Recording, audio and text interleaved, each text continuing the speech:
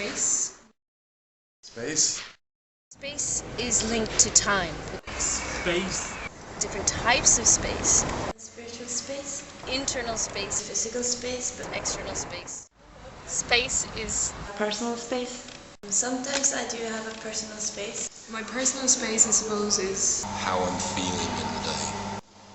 If I'm in a good mood, I'll probably have a lot of space around. If you're in a bad mood, people just want to walk away and leave you alone. You know? Okay, well that depends on where I am.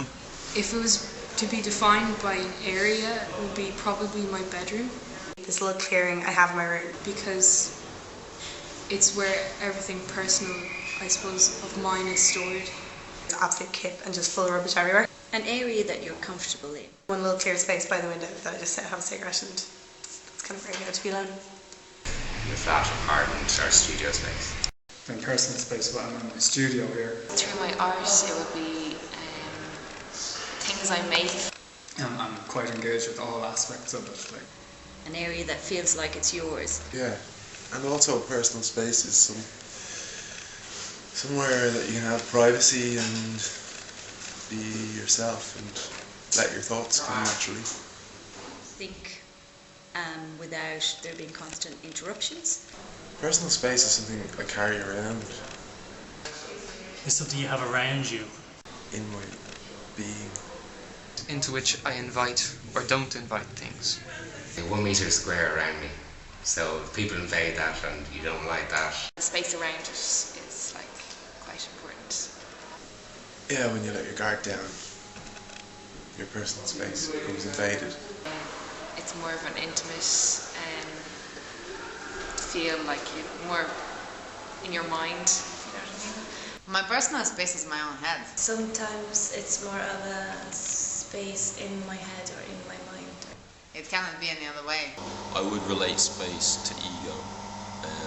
The less ego you have, the bigger space you have. And it's important to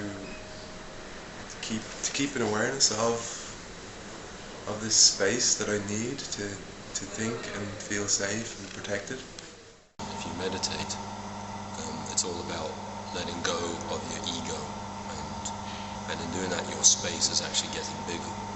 Space probably has some kind of emotion or sentiment or some kind of experience attached to it.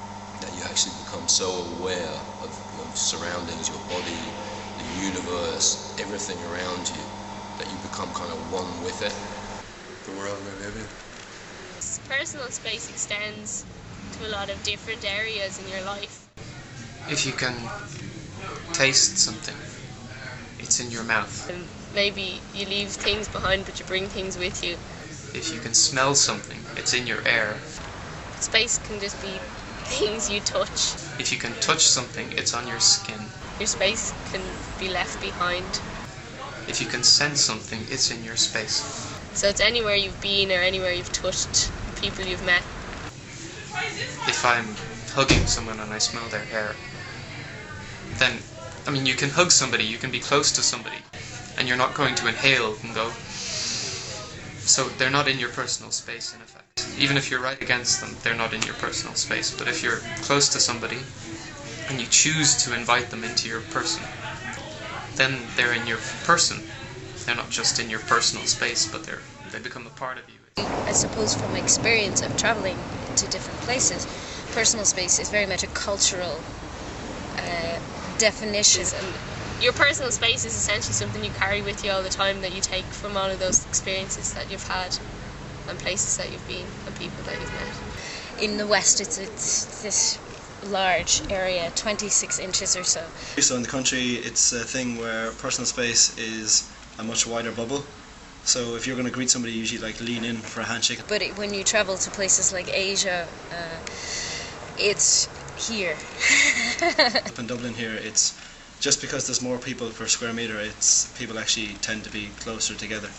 Personal space has a lot of unwritten rules. Hug most of my friends when I see them, whereas back home I wouldn't even, half the time I wouldn't give them a pat in the back or anything like that. You don't learn until you've actually been to a place and stayed there and made mistakes by crossing the boundary of personal space in many different ways.